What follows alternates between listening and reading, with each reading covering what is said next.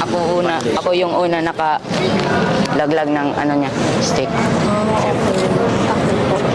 Ngayon po, in terms naman po sa, hindi po tungkol sa Arnis, pero kumbaga yung pinaka nagpaiyak sa inyo, ganyan, tungkol ba sa magulang nyo or sa mga kapatid? Yung hindi ako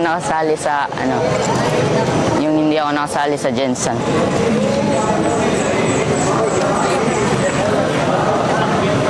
Palarong pambansa po, ay batang Pinoy po.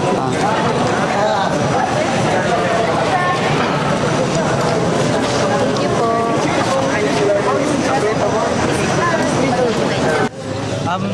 Meron po ba kayong quotes po or masasabi po sa dalawang players po na hawak po ninyo po?